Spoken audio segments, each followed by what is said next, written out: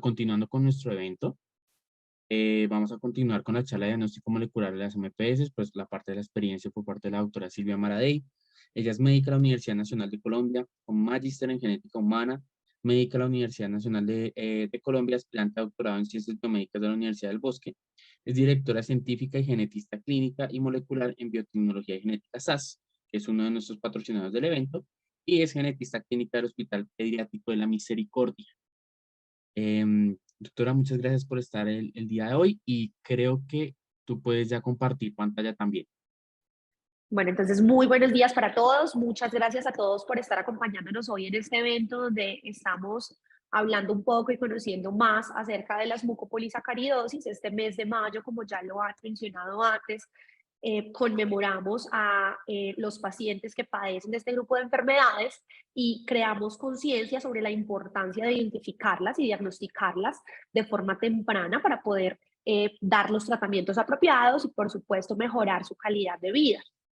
En esta charla específicamente vamos a hablar un poco sobre los retos del diagnóstico molecular para mucopolisacaridosis desde la experiencia o la perspectiva de Biotecgen como un centro de referencia para diagnóstico molecular en Colombia. Como lo comentó Juan Sebastián, mi nombre es Silvia Maradei, yo soy médica genetista y trabajo actualmente como directora científica aquí en Biotecgen.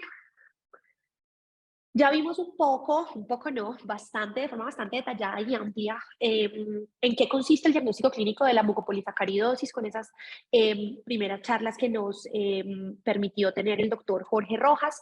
Adicionalmente, hablamos del diagnóstico bioquímico con el doctor Uribe. Dentro de las charlas anteriores también hemos tocado el tema ya del diagnóstico genético, pero ahorita nos vamos a adentrar muchísimo más. Y también hablamos con el doctor Ortega del diagnóstico diferencial de las MPS. Y uno diría, bueno, pero ¿qué más nos queda por decir? Nos queda por decir que en Colombia nosotros hace más o menos 10 años no teníamos aún las capacidades en el país, localmente, en nuestros laboratorios, para poder hacer diagnóstico molecular de muchísimas enfermedades, entre ellas las mucopolisacaridosis. Y teníamos que valernos del apoyo de laboratorios de referencia en otros países que ya desde hace varios años antes habían iniciado con los procesos de implementación de pruebas moleculares para poder apoyar ese diagnóstico. Sin embargo, hoy es una realidad que tenemos la infraestructura y las capacidades locales en Colombia para hacer diagnóstico molecular, tanto de las mucopolisacaridosis como de otras enfermedades raras. ¿Cómo ha sido ese camino? El doctor Uribe nos hizo un recuento muy lindo desde su experiencia personal con el diagnóstico bioquímico. Esto es un poco más general, pero ¿cómo se empezó a hacer el diagnóstico molecular? Lo primero que empezó a pasar, y yo lo recuerdo porque yo aún era estudiante de pregrado entusiasta por la genética, es que empezamos a ver que definitivamente necesitábamos hacer pruebas genéticas moleculares. Empezábamos a necesitar confirmar en nuestros pacientes cuáles eran las variantes o las mutaciones relacionadas con esas enfermedades, porque nos dábamos cuenta que, como también se ha mencionado anteriormente, muchas de estas mutaciones o variantes pueden estar relacionadas con algunos fenotipos de pronto más severos, algunas formas más graves o algunas formas más leves de determinadas enfermedades, y eso por supuesto pues que va a afectar el pronóstico y el tratamiento de los pacientes. Y lo primero que hicimos fue darnos cuenta, oiga, tenemos que empezar nosotros aquí en Colombia a crear las capacidades para responder a esa demanda. Lo siguiente que teníamos que hacer era, pues nada, ahora nos toca a los laboratorios de diagnóstico ver cómo implementamos esas pruebas. Y ya vamos a hablar un poquito en más detalle de cada uno de estos puntos. Teníamos que también hacer una validación de las pruebas. Lo que estamos haciendo, si sirve, lo que estamos haciendo está bien hecho, estamos analizando correctamente, se nos está pasando algo. Teníamos además que, una vez validadas estas pruebas, fortalecer la capacidad de análisis bioinformático y de análisis clínico, porque empezaron a llegar un montón de nuevas tecnologías de secuenciación para hacer diagnóstico genético que nos proponían a quienes estábamos en los laboratorios de diagnóstico, no solo médicos genetistas, sino biólogos genetistas, bacteriólogos genetistas o con posgrados o con experiencias en ciencias básicas, en biología molecular, que estábamos en los laboratorios haciendo diagnóstico, que necesitábamos actualizarnos y necesitábamos entender de una manera diferente cómo podíamos utilizar esos datos para, de hecho, llegar a un diagnóstico clínico. Y después de empezar y en algunos casos tropezar, empezamos a darnos cuenta que aún al día de hoy sigue siendo un aprendizaje continuo todo esto de la implementación del diagnóstico molecular en nuestro país. Entonces, hablando de qué necesitábamos estudiar, específicamente refiriéndonos a mucopolisacaridosis, nosotros en este momento tenemos estos grupos de enfermedad, como lo comentaba el doctor Rojas. Tenemos mucopolisacaridosis tipo 1, para la que tenemos 3 fenotipos clínicos diferenciados. Tenemos mucopolisacaridosis tipo 2, mucopolisacaridosis tipo 3, en la que tenemos 4 fenotipos clínicos diferenciados. Mucopolisacaridosis tipo 4 con 2 fenotipos clínicos, mucopolisacaridosis tipo 6, tipo 7 y tipo 9, que es ultra rara.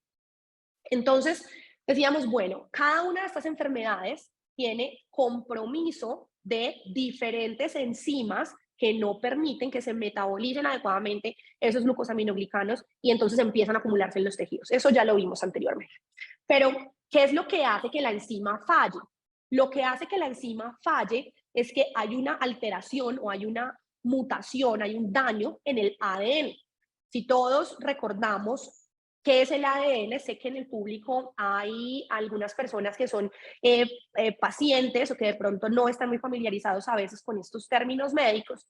El ADN es, hagan de cuenta, una biblioteca que está llena de libros. Cada libro dice o tiene escrita una instrucción muy particular para que alguna de las partes de nuestro cuerpo se forme o funcione de la manera correcta. Desde cómo va a ser nuestro cabello, si vamos a ser altos o bajitos, hasta si eventualmente podríamos padecer alguna enfermedad. Todo está escrito en el ADN. Entonces, hagamos de cuenta que cada una de las enzimas que debe metabolizar glucosaminoglicanos o polisacáridos va a tener una instrucción muy específica en un libro, en el ADN. Y cada uno de esos libros vamos a llamarlos genes. Y tendremos entonces que para la mucopolisacaridosis tipo 1, el libro donde encontramos el daño se llama IDUA, el libro donde encontramos el daño para MPS2 se llama IDS y así sucesivamente con todos los genes relacionados con mucopolisacaridosis que podemos ver en esta tabla. Cada uno de esos genes está localizado en unas posiciones muy particulares en el ADN y a veces esas mismas localizaciones y esas características, que ya también vamos a hablar un poco más en detalle de ellas, son uno de los mayores retos cuando nosotros hacemos diagnóstico molecular. Y ahorita voy nuevamente a retomar una frase que decía el doctor Uribe y es, a veces tener una prueba negativa no necesariamente descarta un fenotipo de enfermedad y ya vamos a ver por qué. ¿Cómo empezamos entonces a estudiar cada una de estas condiciones o cada uno de estos genes relacionados con estas enfermedades? Entonces empezamos a tener diferentes mecanismos para hacer estudios moleculares para MPS o diagnóstico molecular para MPS. Las principales estrategias, digamos, que nosotros podemos implementar en los laboratorios consisten en hacer secuenciación automática, que seguramente muchos de ustedes la conocen como secuenciación por método de Sanger, secuenciación de próxima generación y algunos estudios muy específicos como por ejemplo las pruebas de MLPA que nos ayudan a ver otro tipo de mutaciones de las que ya vamos a hablar también más adelante. Cada una de estas técnicas tiene unos retos muy particulares que nosotros en los laboratorios de diagnóstico conocemos como limitaciones de ese diagnóstico molecular. El diagnóstico molecular, si bien nos ha ayudado a avanzar bastante en el conocimiento de nuevos genes relacionados con enfermedad y nuevas variantes relacionadas con enfermedad, y asimismo, por ejemplo, nuevas variantes relacionadas con fenotipos alternos dentro de un mismo espectro de enfermedad, es importante entender que el diagnóstico molecular no tiene una especificidad del 100% en todos los casos. Es decir, desafortunadamente, a pesar de todos los avances en las tecnologías, aún no tenemos la posibilidad de que en el 100% de los casos en los que sospechamos enfermedad genética con una gran probabilidad pretest, podamos llegar a un diagnóstico a través de un estudio molecular. Todavía nos falta bastante por aprender y entender del ADN. Entonces, se necesitan equipos interdisciplinarios para poder empezar a como decíamos, entender mejor el ADN y entender mejor cada una de estas pruebas y sus limitaciones y poder valernos de la combinación en ocasiones de diferentes pruebas para llegar a un diagnóstico más certero. Vamos a empezar hablando un poco de la secuenciación automática. La secuenciación automática tiene sus orígenes hace ya más de 40 años. Realmente ha sido una de las técnicas que desde sus inicios, los primeros usos que tuvimos, nos permitió conocer mucho mejor a esos genes que estaban relacionados con enfermedad. La secuenciación automática, como les decía, viene, digamos, o es, avanza, evoluciona a partir de lo que conocíamos como secuenciación con el método de Sanger, que fue la primera que se describió para poder leer uno a uno esos nucleótidos, esas bases que conforman el ADN y que nos dan esas instrucciones de las que hablábamos hace un rato. Y esa secuenciación automática nos sirve sobre todo en casos en los que necesitamos analizar cosas muy específicas del ADN, es decir, ya sabemos a dónde vamos. Como ya sabemos a dónde vamos, ya sé que necesito analizar el gen IDUA para MPS1, entonces voy a analizar solo ese gen y lo pudiera hacer a través de secuenciación automática. El problema con las mucopolisacaridosis es que los genes relacionados con mucopolisacaridosis son libros extremadamente grandes de ADN. Son muy largos de leer. Y eso supone un problema cuando uno está haciendo el análisis de los resultados, porque a veces no podemos cubrir todas las regiones del gen y tenemos que seleccionar solo aquellas que forman al final parte real de las enzimas. Hay un problema con esto, y es que hay fragmentos en los genes que no necesariamente están traducidos después en una proteína, pero que son muy importantes para regular que esa proteína se exprese correctamente. En el caso de las MPS, las enzimas. Y a veces hemos visto que hay mutaciones en esos fragmentos que a veces no necesariamente están allí escritos y que pueden ser importantes. Entonces, si los excluimos de la secuenciación automática, estamos perdiendo potencialmente una variante que pudiera explicar el fenotipo de un paciente. Entonces, miremos, por ejemplo, para cada una de las mucopolisacaridosis, qué tan largos son esos libros. Cuando nosotros nos referimos al ADN, nosotros tenemos la unidad, digamos, más pequeña de instrucciones, es una base, ¿cierto? Entonces, una base que la representamos con B. Kilobases quiere decir 1000 bases, o sea, 1000 letras, ¿listo? Este gen, por ejemplo, IDUA, tiene 19.000 letras que debemos leer, de las cuales 14 fragmentos o 14 combinaciones de esas letras son las que realmente resultan en la enzima que va a finalmente poder metabolizar glicosaminoglicanos. Para el caso del gen IDS, 44.000 bases. Para el caso de Sanfilippo, del síndrome de Sanfilippo, tenemos dos genes que tienen unos 62.000 bases, otros 46.000, son supremamente grandes. Lo mismo nos ocurre con MPS4, 50.000 bases, 62.000 bases. Y con MPS6, algo muy interesante, y es que tenemos 206.000 letras que leer en ese gen. Entonces empieza a ser muy problemático, no solo en el procesamiento de laboratorio, fragmentar todas esas regiones y decir, solo estudiamos los 14 exones, o vamos a incluir intrones, vamos a incluir regiones de unión intron-exón, en fin, y empiezan a generarse dificultades para realizarlo, digamos que a través de esta técnica. Entonces, cuando empezamos a hacer diagnóstico molecular, que solo teníamos técnicas de secuenciación automática, pues problemático, muy problemático, era difícil, nos suponía bastante angustia, o les suponía bastante angustia a las personas que en ese momento trabajaban en este tipo de pruebas.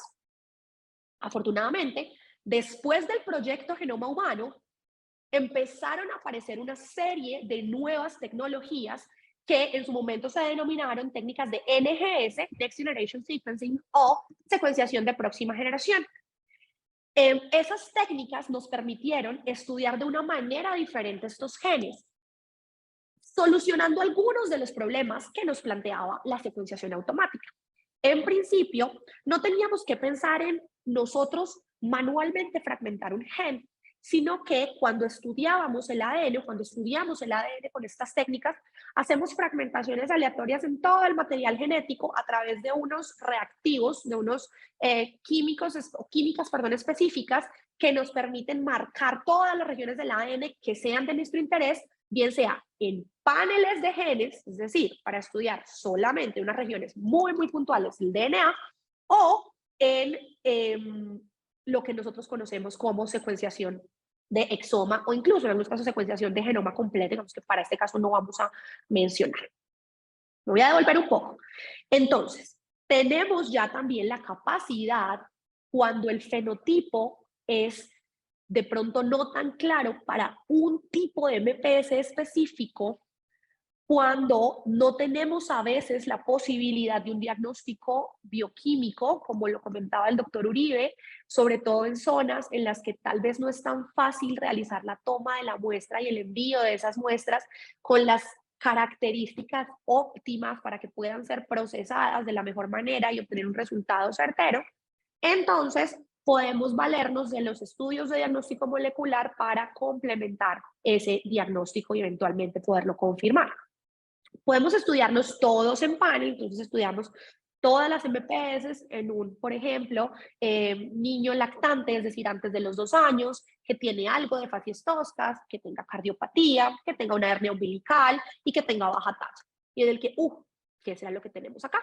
Y no tengamos, como decimos, de pronto una posibilidad de hacer, por ejemplo, un diagnóstico enzimático. O hayamos hecho alguno de los diagnósticos enzimáticos y haya sido normal, pero nosotros tengamos aún una sospecha. Entonces decimos, hagamos entonces, movámonos al estudio molecular.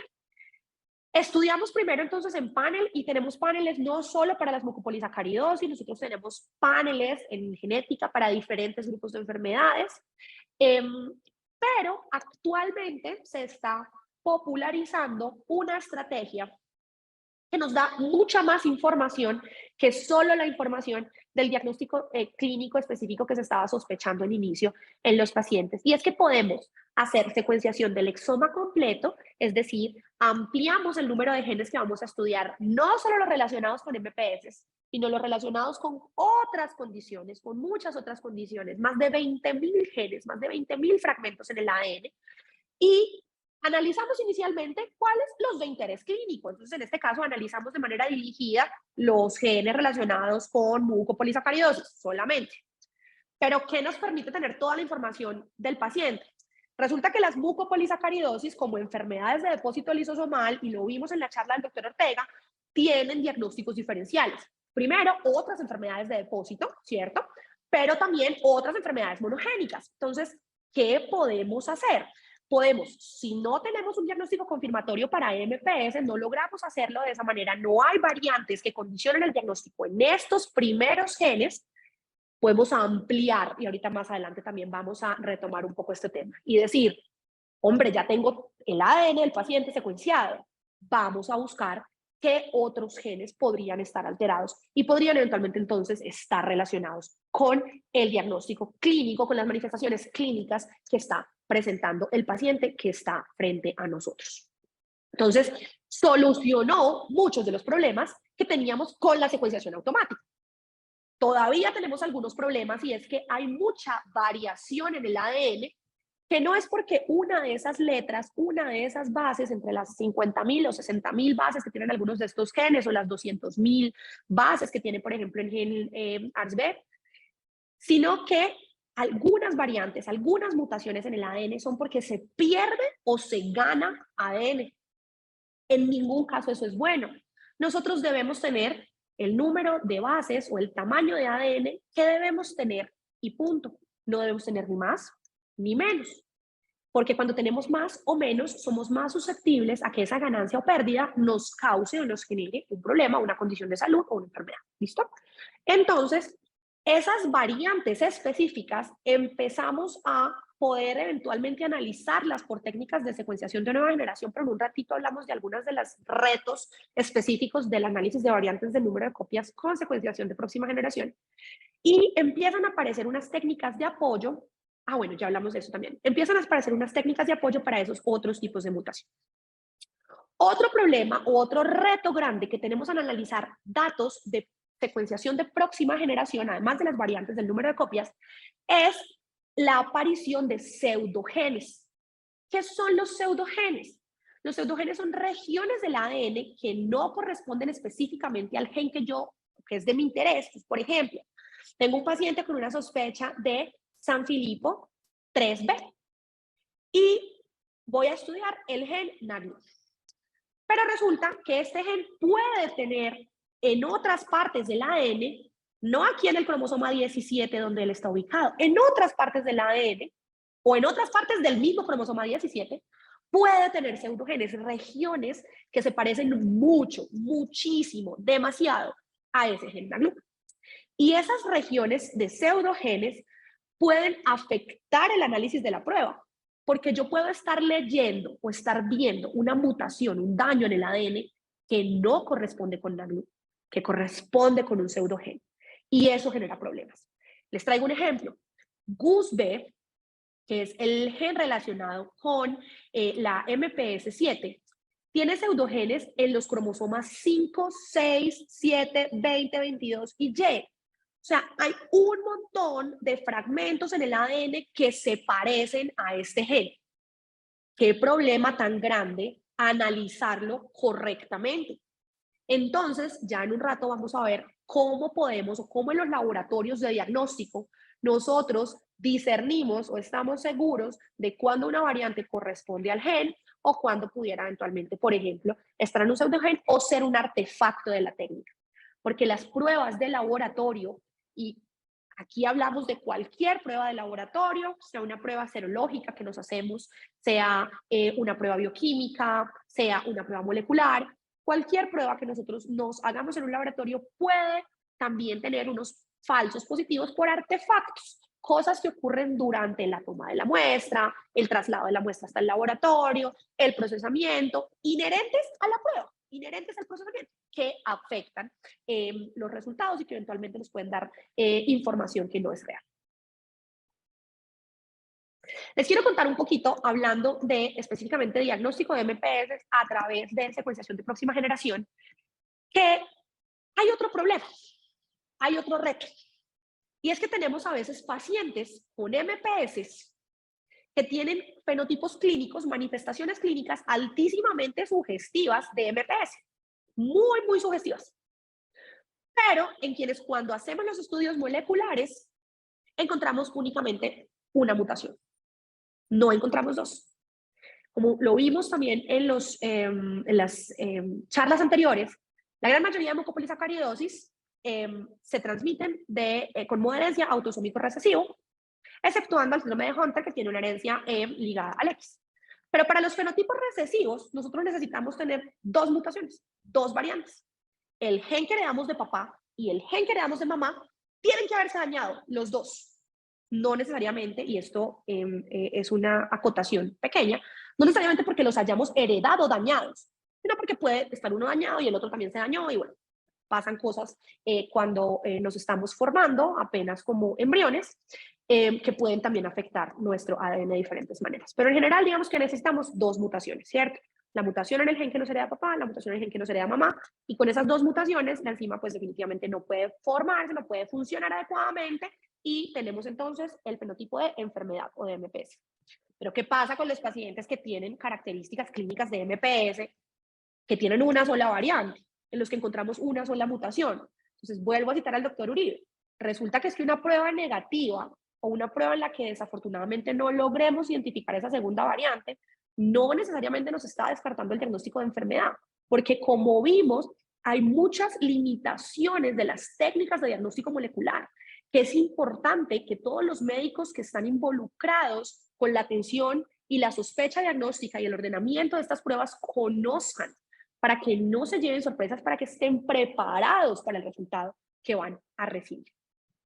Entonces, hablando de estos pacientes o estos casos en los que tenemos solo una mutación, algunos autores han empezado a comentar en la literatura, hombre, ¿será que tenemos verdaderos fenotipos heterocigotos en los que hay deficiencias enzimáticas, pero no encontramos una segunda mutación y no la vamos a tener, vamos a tener una única y esa única tal vez está condicionando todo el fenotipo, tal vez está afectando de tal manera la enzima que esto está ocurriendo, o definitivamente lo que pasa es que no conocemos la otra porque hay alguna región del gen que estemos omitiendo, porque en el momento en el que estamos haciendo el análisis, de repente esa región está mal cubierta, mal representada en los datos y estamos asumiendo que es un artefacto de la técnica o que es un error de la técnica de secuenciación cuando verdaderamente era una alteración en el paciente. Y el otro problema grande que tenemos cuando hacemos diagnóstico molecular es algo que nosotros llamamos VUS o variantes de significado incierto, que son justamente eso. Encontramos mutaciones en el ADN, encontramos alteraciones en el ADN, pero no tenemos la suficiente evidencia para poder decir, oiga, definitivamente esto sí es lo que explica el fenotipo del paciente, o para, por el contrario, decir, esto no tiene nada que ver, esto no es, esto es benigno, omitámoslo del reporte. Entonces, esas variantes de significado incierto, si bien debemos informarlas, porque eventualmente algunas de ellas podrían reunir más información, por ejemplo, en bases de datos, en otros casos a nivel mundial, que eventualmente nos permitieran decir, oiga, esta mutación que era de significado incierto hace un año, hoy se convierte en una variante patogénica. La gran mayoría de estas variantes se reclasifica hacia variantes benignas. Entonces, su interpretación en la clínica también termina siendo una dificultad, no solo cuando hacemos el análisis del resultado molecular, sino cuando ese resultado le llega al médico tratante, el médico tratante se ve enfrentado a una variante de significado incierto. Quiero contarles un poquito una experiencia que tuvimos aquí en Biotequén haciendo análisis clínico de 840 individuos colombianos que tenían características fenotípicas, diferentes características fenotípicas relacionadas con MPS1 y que habían sido a lo largo de varios años evaluados en nuestro laboratorio para justamente diagnóstico a través de estudios específicos para mucopolisacaridosis, estudios para errores innatos del metabolismo, estudios para enfermedades de depósito lisosomal o secuenciación de exoma completo. Específicamente, entonces, lo que vamos a evaluar en estos pacientes, nuestro interés era conocer el estado de estos pacientes con estas características clínicas que habían sido referenciados para este estudio específico de MPS1, cuáles de pronto de esos pacientes no tenían confirmación diagnóstica, no tenían una variante homocigota detectada, sino tenían variantes heterocigotas. ¿Y cuáles de esas variantes heterocigotas que empezábamos a detectar en ellos eran variantes de significado incierto? ¿O cuáles eran variantes con clasificación probablemente patogénica y patogénica? Esto es a grandes rasgos los resultados. Estos son los casos en los que pudimos detectar que existían variantes heterocigotas en esos pacientes. Algunas de ellas fueron en su momento informadas efectivamente, digamos, en los resultados de los estudios genéticos. Otras no habían sido en su momento informadas porque carecíamos, por ejemplo, de información para hacer el reporte o carecíamos de información clínica suficiente en las historias clínicas que a veces recibimos. Ahora también hablamos un poquito de la importancia de la información clínica que en los laboratorios de diagnóstico necesitamos para poder hacer unos mejores análisis. Entonces encontramos como un hallazgo muy, muy llamativo en 3 pacientes que tenían fenotipos relacionados con MPS1, una variante heterocigota patogénica, y en 2 pacientes una variante probablemente patogénica en heterocigosis. Entonces, esto nos llamó mucho la atención porque dijimos, bueno, ¿y entonces qué es eso? ¿Qué hacemos ahora? ¿Qué vamos a decir a los médicos de esos pacientes? ¿Será que estos pacientes son fenotipos heterocigotos? ¿Será que no sabemos dónde está la otra mutación? Revisemos bien los intrones, revisemos bien el resto del gen. ¿Nos faltará una variante de significado incierto? ¿Nos faltará una variante del número de copias?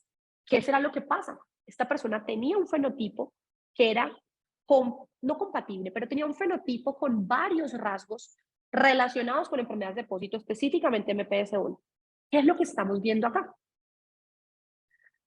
Y entonces empezamos nosotros a pensar en el laboratorio, las personas que hacemos análisis, ya les cuento un poquito cómo están conformados estos equipos. ¿Qué hacemos? Nos devolvemos a revisar la clínica del paciente. Claro, nos tenemos que devolver. ¿Será que realmente la sospecha diagnóstica en este paciente era MPS o no? ¿O simplemente era una enfermedad de depósito en general? ¿O simplemente no sabíamos muy bien qué era? Y nos devolvemos a verificar el estudio enzimático específico. Y en quienes no tienen ese estudio enzimático, ¿valdría la pena hacer el estudio enzimático? ¿Qué decisión podríamos tomar? ¿Cómo podemos ayudar? ¿Cómo podemos apoyar desde el laboratorio diagnóstico molecular a ese caso de ese paciente? Ahora, la otra pregunta, que seguramente muchos de ustedes quienes están relacionados o quienes atienden o quienes ven pacientes todo el tiempo es, bueno, pero nada, pues tenemos variantes heterocigotas patogénicas y probablemente patogénicas. Lo que tenemos son portadores, ¿verdad? De entrada, uno dice portadores. Claro, recuerden que teníamos algo con estos pacientes y es, ojo, que teníamos pacientes que tenían fenotipos clínicos relacionados con MPS. No eran personas que tenían epilepsia, una epilepsia focal y nada más que eso, y llegaron, no, eran personas en las que había unos antecedentes clínicos y unas manifestaciones que eran consistentes con una sospecha de, si bien no necesariamente una mucopolisacaridosis tipo 1, sí una enfermedad de depósito o una condición relacionada a un diagnóstico, uno de los diagnósticos diferenciales de este tipo de condiciones. Entonces, y me robé la frase del doctor Uribe, de ahora en adelante, mejor dicho, esta frase va a ser una de mis frases favoritas y es, una prueba negativa no necesariamente descarta el diagnóstico. Entonces, si tenemos un paciente con clínica, con un diagnóstico bioquímico que es consistente, es decir, tenemos la actividad enzimática baja y recordemos, como lo hemos mencionado en las charlas anteriores, esto es confirmatorio, cuando nosotros tenemos efectivamente una deficiencia enzimática. Pero tenemos una única variante en el estudio molecular. ¿Qué tenemos? Tenemos un paciente con el diagnóstico, en quien no es posible detectar la segunda mutación, en quien solo pudimos detectar una variante. Tendríamos que esperar si más adelante tenemos de pronto más información que nos permita hacer un reanálisis, o sea, devolvernos a mirar los datos moleculares y eventualmente poder decir, oiga, mire, la otra variante que se nos había perdido está aquí, esta es. Esos pacientes evidentemente tienen que ir a asesoramiento genético, tienen que retornar al médico genetista. Y ahorita había en el chat una pregunta de uno de los asistentes diciendo, queremos que nos hablen un poco más de la especialidad de genética médica, queremos conocerla. Los genetistas, en todos estos procesos de diagnóstico de enfermedades huérfanas, de enfermedades raras, somos ese amigo al que uno le hace la llamada para que justamente nos ayude a entender realmente ese fenotipo clínicamente, esas manifestaciones clínicas, cómo encajan en una sospecha diagnóstica de una enfermedad huérfana y los exámenes o los estudios que hemos hecho, bien sea bioquímicos, moleculares o cualquier otro tipo de estudios o de exámenes, nos ayudan a confirmar, a descartar un diagnóstico, a encontrar efectivamente un portador y luego a impactar en una familia y luego a impactar en una comunidad. Entonces, tienen que necesariamente todos estos pacientes tener un asesoramiento genético. Si ya no lo tenían antes, pues entrar a un asesoramiento genético, a un proceso con genética médica en el que los pacientes y los demás médicos tratantes empiecen a entender mucho mejor esa correlación entre los resultados de los estudios genéticos, que no necesariamente nos dan siempre la explicación, y todas las manifestaciones clínicas y otros hallazgos paraclínicos que pudiéramos tener en cada caso. Vamos a hablar un poquito del estudio de MLPA. El estudio de MLPA es una técnica que, como les decía, utilizamos para evaluar, analizar pérdidas y ganancias del ADN. Es una técnica que se ha desarrollado para algunos genes, no para todos. Y en el caso de las mucopolisacaridosis, para la única mucopolisacaridosis para la que actualmente podemos hacer MLPA, y quiero que los médicos que están conectados me escuchen, la única mucopolisacaridosis para la que actualmente podemos hacer MLPA es la mucopolisacaridosis tipo 2. Es la única que en este momento tiene el kit comercial con el que nosotros podemos montar esa prueba. Ahora, no quiere decir no estudiemos de lesiones y duplicaciones en las otras mucopolisacaridosis. Quiere decir específicamente esta técnica no la vamos a tener para las otras.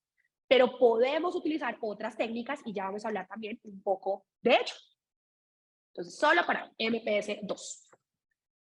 Resulta que la casa comercial que se encarga de fabricar los reactivos con los que nosotros hacemos esta prueba de MLPA, ha desarrollado esa prueba para aquellos genes en los que hay más probabilidad de encontrar variantes de número de copias o pérdidas o ganancias como causas de enfermedad. Entonces, por eso es que no existe para todas las MPS. Porque, por ejemplo, en el caso del gen IDUA, sabemos que al menos el 97% de todas las alteraciones que nosotros encontramos en este gen van a ser mutaciones puntuales, variantes puntuales, es decir, de una sola letra, una sola base. ¿Listo? Entonces las podemos detectar por secuenciación. Es muy raro, uno asumiría tal vez el 3%, pero seguramente es menos. Es muy raro que el gen IDUA tenga variación o tenga mutaciones de pérdida o de ganancia que se puedan analizar con MLPA. Y empezamos a ver que para los otros genes, por ejemplo, miremos para el caso de San Filipo, específicamente. En San Filipo tenemos primero que el gen en el que más probablemente descubriríamos mutaciones de pérdida o de ganancia solamente explica el 6% de los casos de San Filipo, que es una enfermedad muy rara.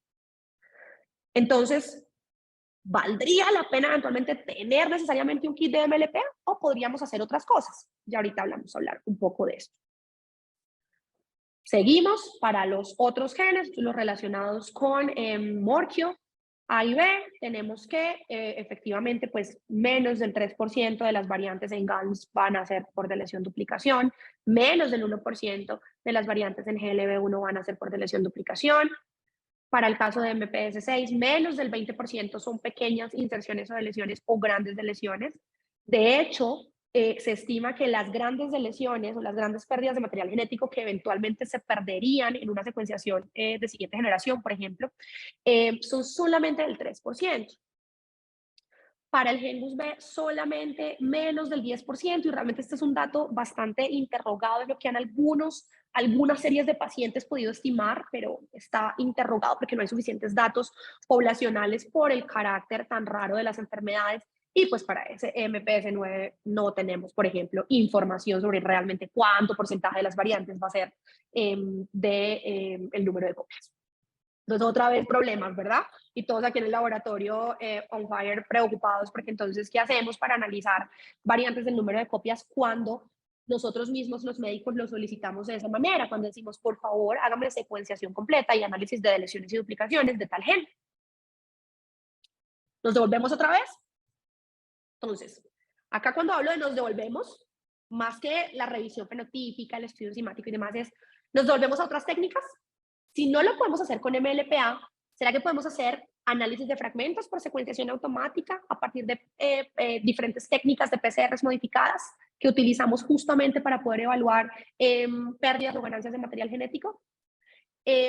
O la otra opción que tenemos es utilizar los datos de NGS para hacer ese análisis de pérdidas o ganancias en el material genético. Entonces, ¿qué dificultad tenemos? Lo que habíamos hablado hace un momento, algunas regiones no necesariamente están tan bien cubiertas para permitirnos hacer con mucha certeza estos análisis.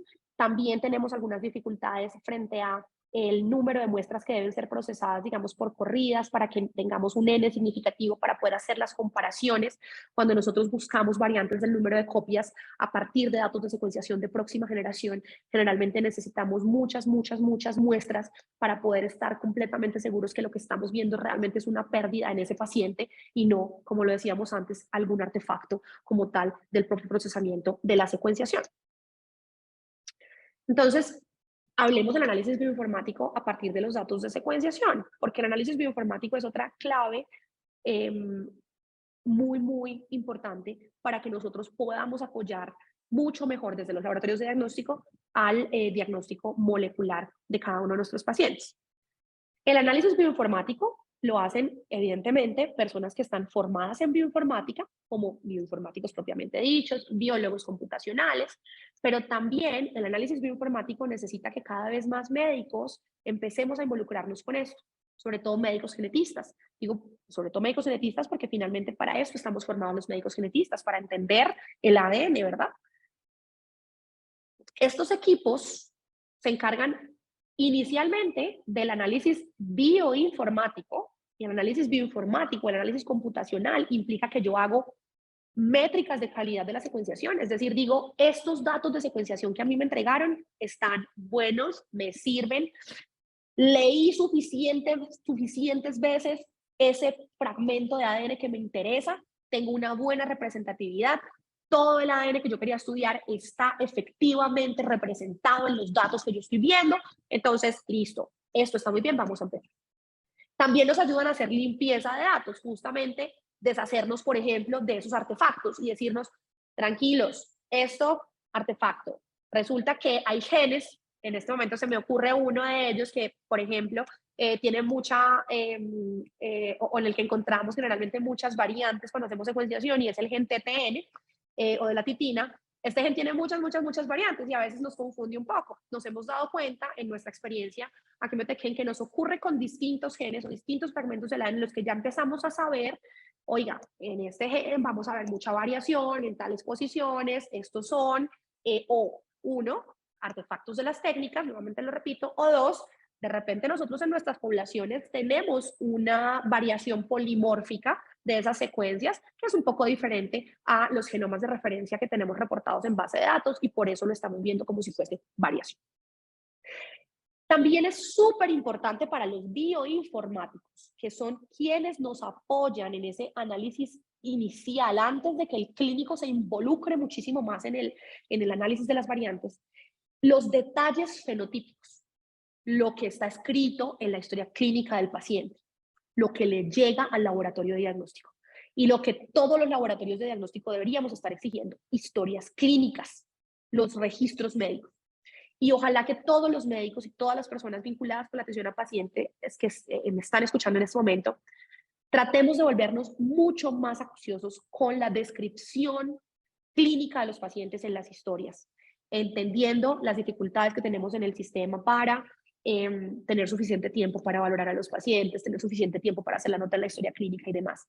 Mientras mejor descrito esté el fenotipo, las manifestaciones clínicas del paciente en la historia, así sean cosas sutiles y sencillas, eso para nosotros tiene un grandísimo valor, porque ese detalle fenotípico se traduce en algo que nosotros llamamos términos HPO, que son unos términos especiales que nosotros utilizamos, más de 13,000 palabras que utilizamos para describir las enfermedades, todas las enfermedades humanas, particularmente aquellas que son hereditarias. Entonces, es súper importante porque mientras más datos tengamos en la historia clínica, más términos HPO vamos a poder vincular con el análisis. Y ustedes dirán, pero eso no hace que haya más ruido. Sí, puede haber más ruido. Podemos detectar más variantes, pero detectar más variantes inicialmente a partir de ese análisis de términos HPO me va a garantizar de repente que yo no pierda variantes que si tengo menos información estaría omitiendo siquiera de mi análisis clínico. Ellos, los bioinformáticos o los biólogos computacionales, también son quienes nos apoyan en la selección de los genes, dependiendo justamente de esos términos HPO. Entonces nos dicen para determinadas condiciones cuáles genes vamos a analizar. En el caso de las MPS, pues ya tenemos el listado de genes, ¿cierto? ¿Qué genes vamos a analizar? Los genes que están relacionados con MPS. ¿Dónde en este tipo de enfermedades entran a jugar un papel muy importante los bioinformáticos? En decirnos, informarnos si esos genes de MPS que yo necesito estudiar quedaron, como decíamos hace un rato, bien representados en las secuencias. ¿Los estoy viendo todos? ¿Sí o no? ¿Cada uno de ellos está completo? ¿Sí o no? ¿Cada uno de ellos está leído muchísimas veces? ¿Sí o no? ¿Listo? Entonces, todo esto también nos lo aporta o no lo pueden contar a quienes hacemos ya un análisis un poco más clínico, los equipos de biología computacional y de bioinformática.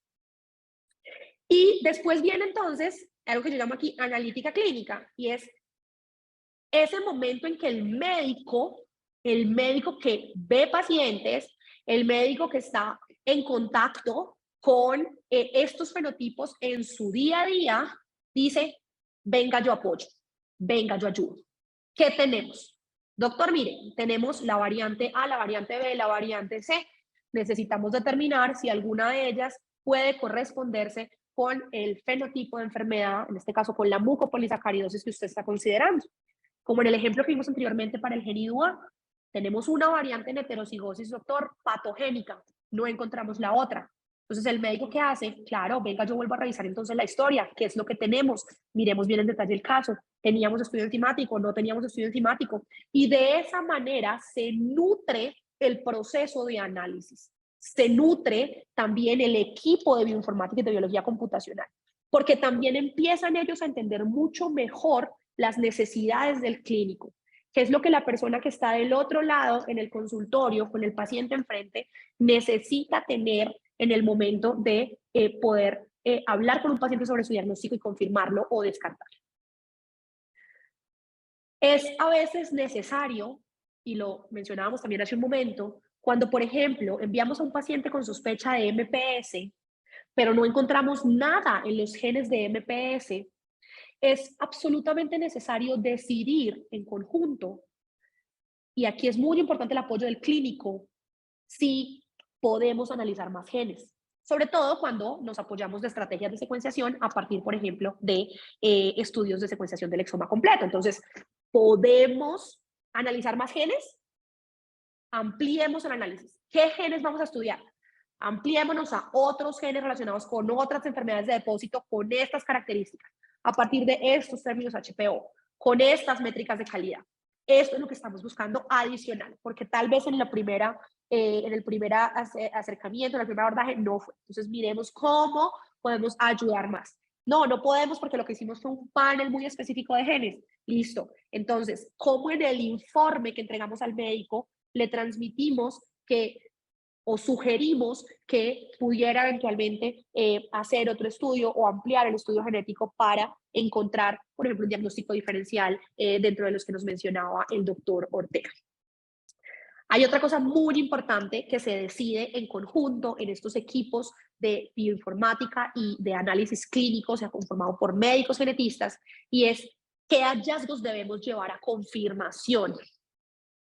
Y en muchas ocasiones son aquellos hallazgos en los que la calidad no es tan buena, los que parecen un artefacto, pero que si yo encuentro una variante en homocigosis en uno de los genes relacionados con Sanfilippo 3, en un paciente que tiene fenotipo de Sanfilippo 3C, pues hombre, ¿será que yo necesito entonces estar seguro si eso que yo veo con mala calidad es verdaderamente lo que está causando la enfermedad en el paciente? Entonces puedo decidir aplicar otra técnica, otra metodología, antes de entregar el reporte al médico tratante. Para que cuando yo entregue el reporte al médico tratante, si yo le informo esa mutación, esté completamente segura que efectivamente eso confirma el diagnóstico en el paciente. Eso no necesariamente es fácil en el sentido en que, y lo sabemos, digamos que no necesariamente por términos sobre todo de costos o de sobrecostos que puedan generarse en los laboratorios, podemos siempre hacer una confirmación, pero cuando no lo podemos hacer, siempre es prudente informar al médico de un hallazgo potencialmente relevante en el caso que podría ser confirmado por otra técnica, porque si de repente se puede hacer un nuevo ordenamiento para que se haga algo diferente, podríamos también estar ayudando a nuestra paciente. Pero de nuevo, son decisiones que se deben tomar entre los equipos de trabajo de los laboratorios de diagnóstico. Además, porque a veces yo como médico de repente estoy analizando, ya tengo mi informe final, voy a entregarlo al paciente y digo, esta variante para mí está de baja calidad, yo voy a retornarla al equipo de biología computacional o al equipo de laboratorio para que hagamos una confirmación. Pero resulta que no, que la calidad estaba buena, que de pronto el parámetro que estoy utilizando para medir la calidad no era el parámetro adecuado. Entonces, allí es donde también es supremamente importante tener esa comunicación. Finalmente, pues tenemos ya como tal el procedimiento de clasificación de variantes, donde a través de no solo las herramientas bioinformáticas que tenemos disponibles, herramientas, digamos, in silico que nos permiten justamente automatizar un poco estos procesos, nos otorgan unos acercamientos a unas clasificaciones, sino que de nuevo los médicos que estamos involucrados en el análisis de este tipo de pruebas, entramos a jugar un papel súper importante determinando realmente cuál es la clasificación de una variante. Resulta que, y es algo desafortunado, en algunos laboratorios de diagnóstico se han concentrado un poco en la herramienta que tienen, que hay algunas herramientas bioinformáticas bastante robustas, y la clasificación que esa herramienta otorga, digamos que por default, dependiendo de algunas características muy específicas de las variantes que estamos detectando, y generalmente en relación con unos criterios de clasificación de mutaciones o de variantes en el ADN que se llaman criterios del Colegio Americano de Genética Médica, ACMG. Resulta que a veces los algoritmos informáticos que automáticamente clasifican variantes no tienen toda la información.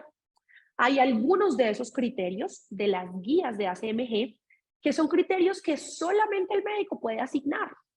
Como por ejemplo, si yo estoy tan convencido de que el fenotipo del paciente probablemente o con altísima probabilidad corresponde a una enfermedad monogénica. Eso es un criterio que el algoritmo no lo sabe. El algoritmo no tiene ni idea. Si yo, como médico tratante, estoy en mi cabeza convencido de que mi paciente tiene una enfermedad, eso el algoritmo no lo sabe. Hay otros datos que los algoritmos a veces no tienen. Cuando hacemos estudios individuales solo a los pacientes, no tenemos datos sobre la herencia, ¿verdad? Entonces no sabemos si lo heredó de papá, de mamá, de ambos, no sabemos, ¿verdad? Entonces, esas características de segregación, de herencia de las variantes, también pueden aportar o restar patogenicidad a una variante. Y también debemos adicionarlas, debemos sumarlas quienes tenemos la información clínica del paciente de primera mano, porque como les digo, los algoritmos no necesariamente están programados para saber, ¿listo? Y además porque muchos de estos algoritmos, por supuesto, están basados en la inteligencia artificial de buscar en bases de datos de variantes, como por ejemplo ClinVar, como por ejemplo ClinGen, los registros previos de clasificación de esa mutación. Entonces podemos tener pacientes en los que se haya detectado esa variante con fenotipos no tan claros y en su momento se dijo son variantes de significado incierto. Y nosotros tener frente a nosotros un paciente ya con un fenotipo clínico supremamente bien descrito, supremamente bien detallado, con un estudio bioquímico positivo, en el que nosotros definitivamente creemos que existe una mucopolisacaridosis y pudiéramos eventualmente decir, esta variante que en su momento alguien dijo era de significado incierto, está reclasificada, resulta que es una variante patogénica, probablemente patogénica, confirmamos el diagnóstico de nuestro paciente. Entonces, por eso también es súper importante la participación del médico genetista en los análisis clínicos de los resultados de los estudios genéticos. Esta es una imagen que me ayudó a hacer, o que hizo realmente uno de los biólogos computacionales que forma parte de nuestro equipo. Daniel es médico y es biólogo computacional, y él nos dice, ojo, porque es que el contexto de interpretación de variantes es algo complejo. Necesitamos muchos niveles de evidencia. No es tan sencillo. A veces nos toma mucho tiempo porque tenemos que leer mucho, porque tenemos que consultar en literatura, porque tenemos que ir a leer el artículo que estaba referenciado en la base de datos y luego el otro artículo que ese artículo cita. Entonces, son procesos supremamente complejos y que a veces no podemos apoyar, por ejemplo, en estudios funcionales. ¿Qué son estudios funcionales? En que para la variante que nosotros estamos analizando ya exista un estudio, sea in vitro o sea en vivo, que nos diga, oiga, mire, esa mutación de ese gen relacionado con MPS que usted está estudiando y que usted no sabe qué es, resulta que en estas células, cuando nosotros le pusimos esa mutación a ese gen, no se pudo metabolizar correctamente el glucosaminoglicano. Entonces nos dicen, hay evidencia funcional, o sea que sí. O sea que esa mutación ya no es de significado incierto, es una variante patogénica. Pero eso desafortunadamente no existe para todas las variantes, a veces es muy complicado hacerlo. Hay algunos centros de referencia a nivel mundial que tienen la posibilidad de, a través de estudios de investigación, ofrecer que algunos casos puedan entrar a esos estudios funcionales, algunos casos en los que hay una duda diagnóstica porque la clínica es supremamente sugestiva, pero no se ha podido confirmar de otra manera el diagnóstico molecular y con variantes de significado incierto, digamos, en los reportes, y ellos permiten de alguna manera que esos casos entren a esos estudios de investigación y se puedan hacer estudios funcionales. Pero desafortunadamente no es tan sencillo, no hay tantos centros que lo hagan, entonces muchas veces nos quedamos sin esa evidencia funcional que pesa un montón al momento de clasificar una variante y que nos puede dejar nuevamente en ese limbo del significado incierto. Y otras cosas de las que ya habíamos hablado, entonces los patrones de herencia son súper importantes a veces, si nosotros tenemos la posibilidad de acceder a un estudio de segregación parental o tener la muestra materna y muestra paterna para estar completamente seguros que dos mutaciones que estamos encontrando en el mismo gen están en homocigosis y no en el mismo alelo, porque si se encuentran en el mismo alelo o en posición de trans, lo que nosotros llamamos posición de trans, pues no van a explicar la enfermedad. Pero si evidentemente están en diferentes alelos, pues entonces vamos a tener ya esa confirmación, ese condicionamiento de que evidentemente sí estén en homocigosis y sí ocurra el fenotipo recesivo. Entonces la cigosidad y la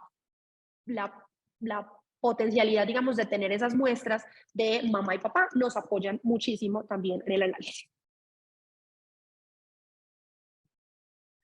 Finalmente, después de que hicimos todo esto, entonces llegó la muestra, la llevamos al laboratorio, la secuenciamos o le hicimos todo el tratamiento molecular que debimos hacer en el laboratorio, analizamos los datos tanto de manera bioinformática como de manera clínica frente a lo que recibimos información de los pacientes.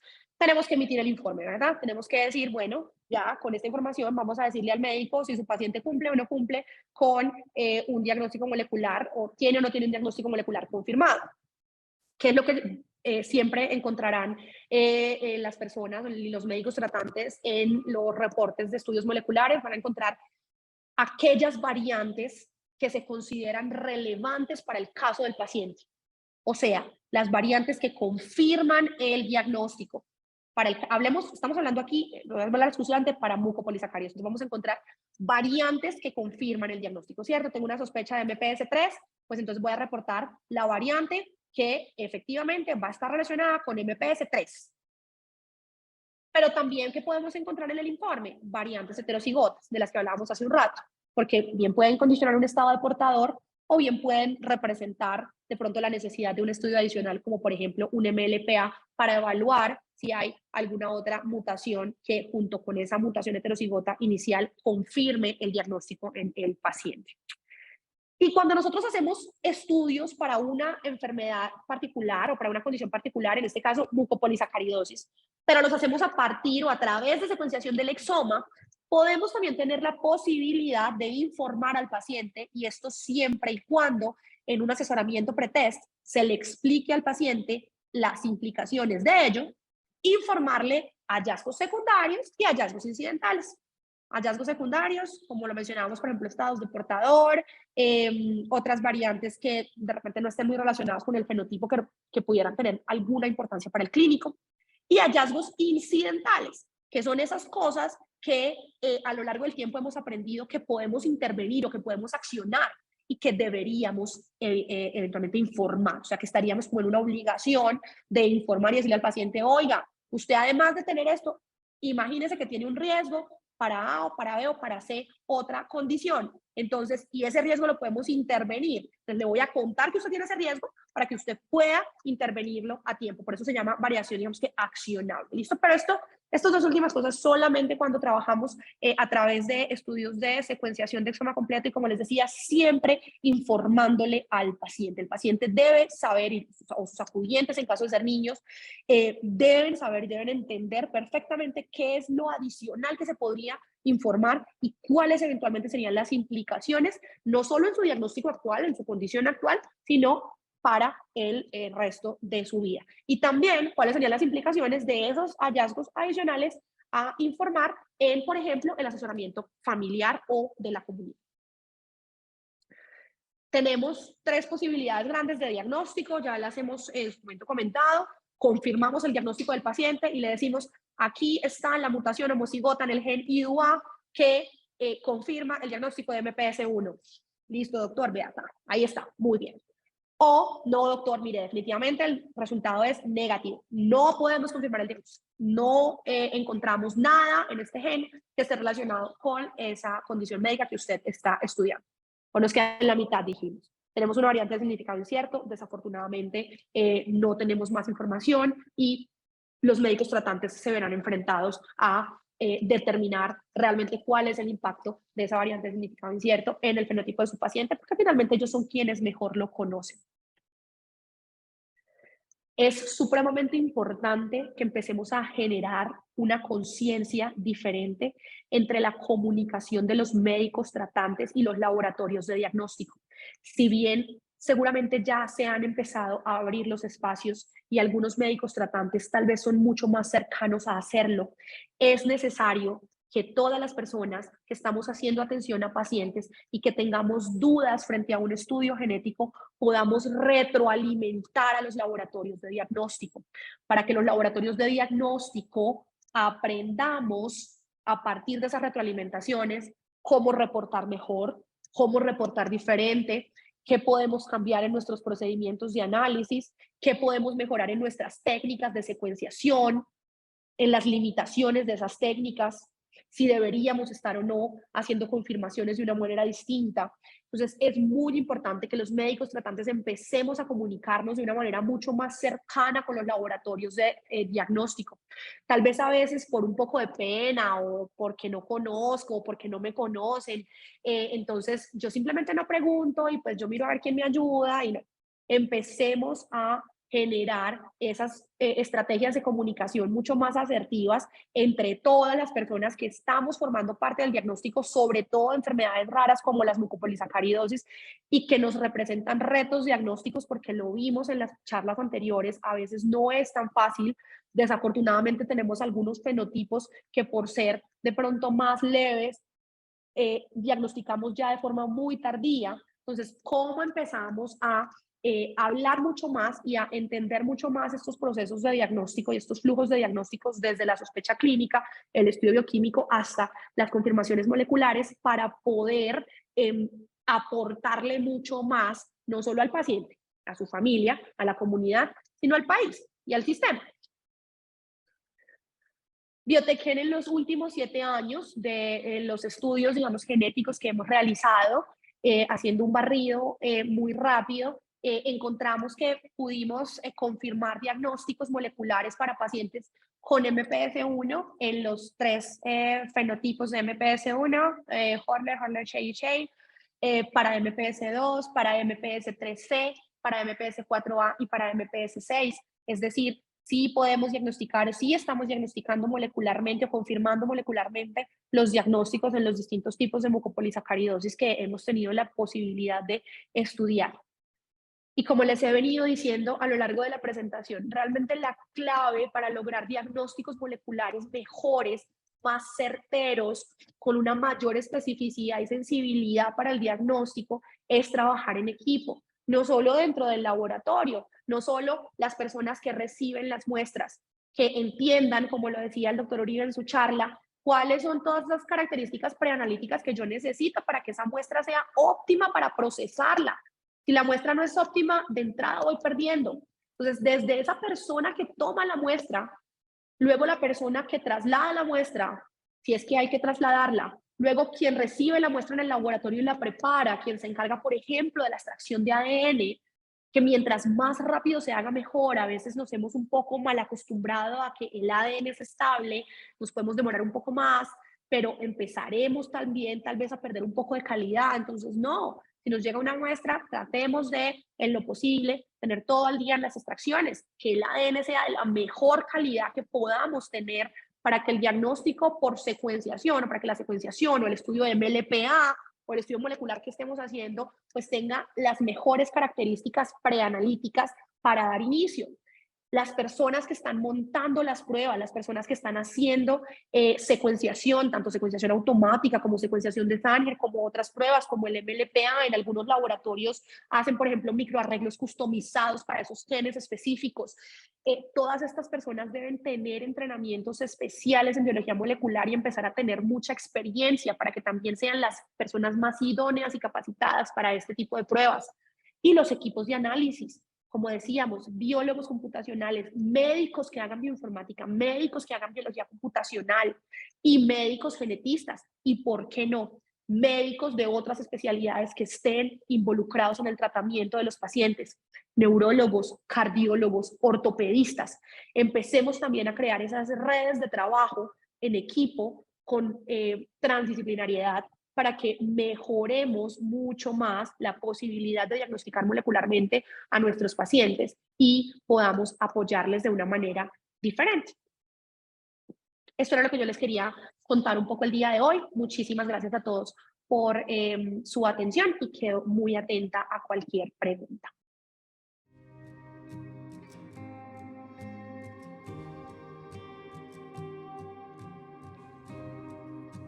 Somos la Fundación San Filipo Colombia, una organización sin ánimo de lucro que nace en 2019 para apoyar a las familias con mucopolisacaridosis y otros trastornos del metabolismo. Trabajamos en concientizar, no solo a las familias sino también al personal de la salud que tiene que ver con el diagnóstico y el seguimiento a pacientes. Síguenos y ayúdanos a mantener la esperanza de una mejor calidad de vida. Visita www.sanfilipocolombia.org.